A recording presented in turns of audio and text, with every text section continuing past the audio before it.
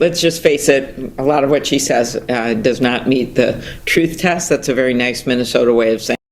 Let's take a look at Tyler Cohen's conversation with Amy Klobuchar. He does a great job of, parsing Republican hypocrisy. And in this video, he's focusing on Marjorie Taylor Greene, everybody's favorite nut job. There is a serious problem within the Republican Party that cannot be overlooked. So while Matt Gaetz was fighting for his life to get confirmed as Attorney General, which we now know is done, given that he's withdrawn from consideration, Marjorie Taylor Greene decided to put her neck out on the line for this alleged child sex trafficker. She posted this tweet on Twitter, threatening to release all compromising information about her own party if they didn't back Gaetz' nomination.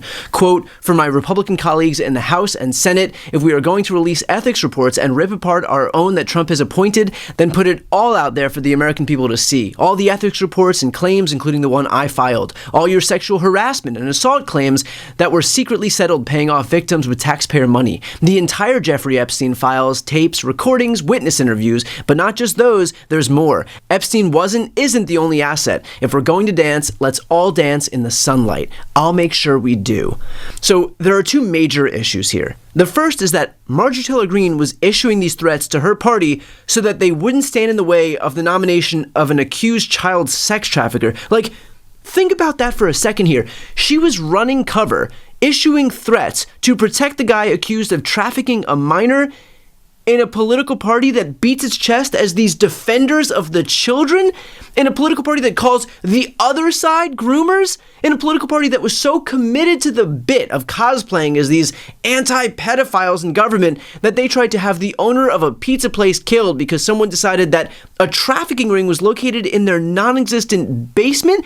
This came from QAnon. Marjorie Taylor Greene was literally a QAnon adherent, and yet now she is running cover for a guy accused of child sex trafficking? Are you kidding me?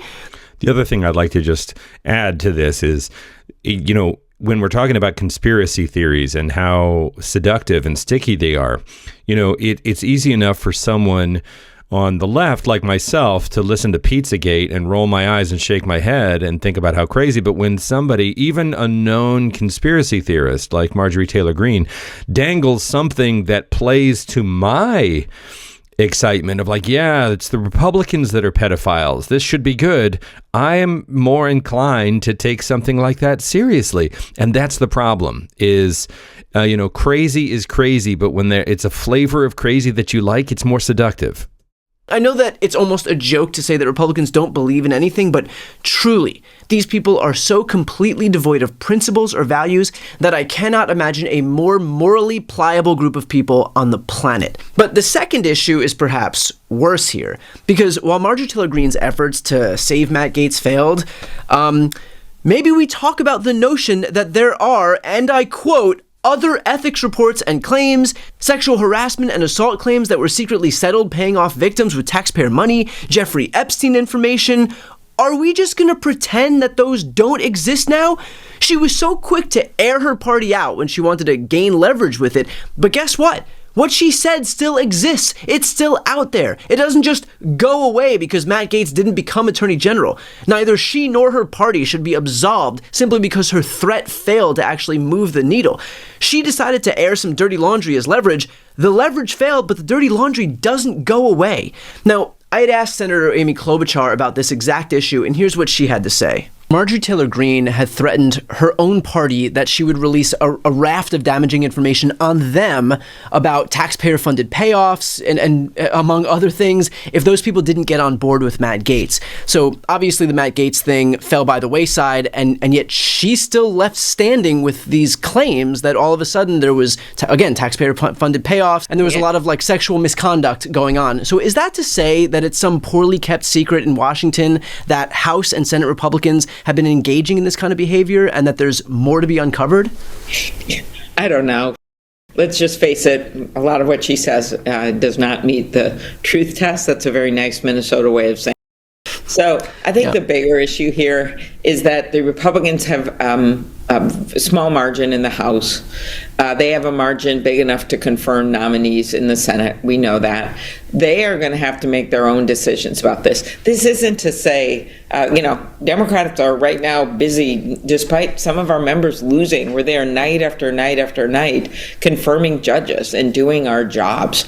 And now they're going to have a job to do. They're going to have to decide, are they just going to do everything Donald Trump wants and confirm the likes of Matt Gaetz, who eventually had to withdraw his name despite some of them and many of them saying they supported him? Are they going to be able to do the job for the American people? Remember, what this is really about, we can talk all this inside Washington, is about getting things done to improve people's lives. It means bringing down the costs of prescription drugs and doing something when it comes to housing and childcare. All these things that a number of them talked about in their campaigns.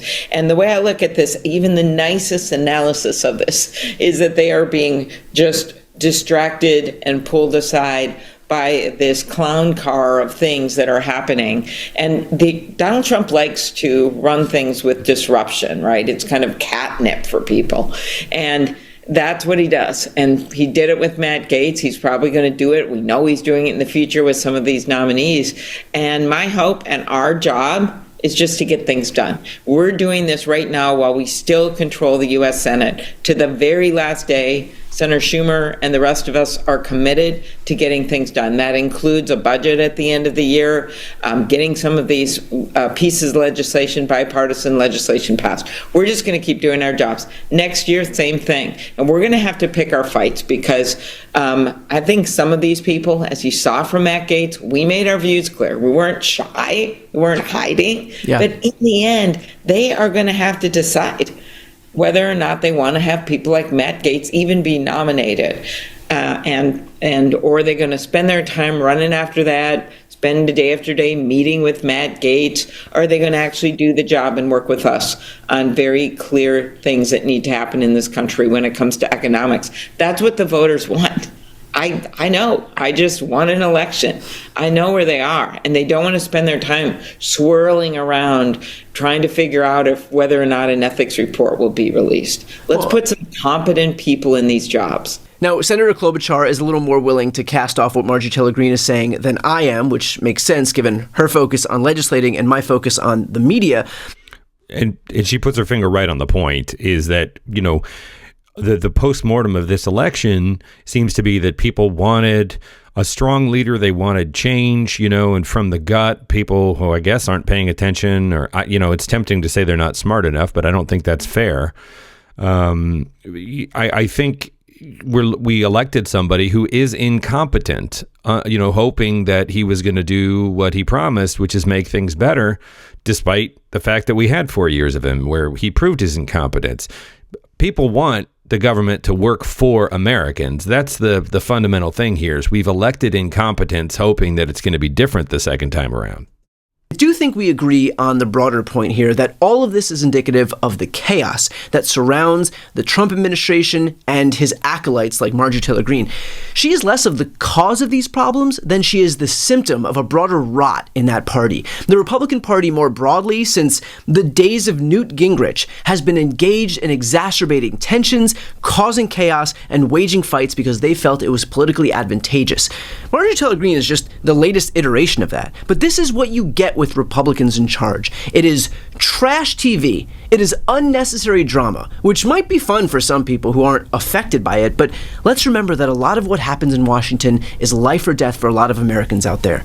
If Republicans have their way with Medicare or Social Security or Medicaid, that will impact real people. If Republicans have their way with food stamps or other safety net programs, that will impact real people. If Republicans have their way with Obamacare, which, by the way, yes, is the same thing as the ACA, the healthcare plan that gave healthcare access to 50 million more Americans, that will impact real people. If Republicans have their way with RFK Jr. at Health and Human Services, and they validate his extreme anti-vax views, that will impact real people. If Republicans have their way with anti-environment Lee Zeldin at the EPA, that will impact real people.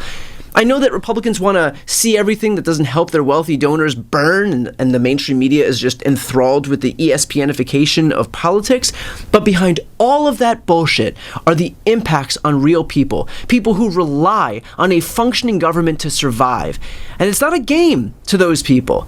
And perhaps this is an unpopular opinion in Donald Trump's America, but government should not be there to help the rich get richer. It should be there to protect the most vulnerable. We should have a minimum standard of living in this country that the government can guarantee, not a government that exists to heap more tax dollars, more benefits onto the richest Americans. And yet that's the very government that we've just ushered in. So our job moving forward from the minority is to let Americans know what is happening as it happens, because we already know that Trump's able to dupe his supporters with the whole fake populism shtick, but that, like his first term, he will never actually lift a finger to help them when it comes time to deliver. I really like Tyler Cohen. I actually really like Amy Klobuchar as well. What do you think in the comments? Obviously, there's not a lot of question anymore that Marjorie Taylor Greene and her ilk are, part of the clown car, as Amy Klobuchar puts it. But, what do you think of what Tyler Cohen said? What do you think about any of this? I'm struggling as we move forward to kind of keep my chin up, but I think he's right when we talk about we have to keep these conversations going. So let me know in the comments.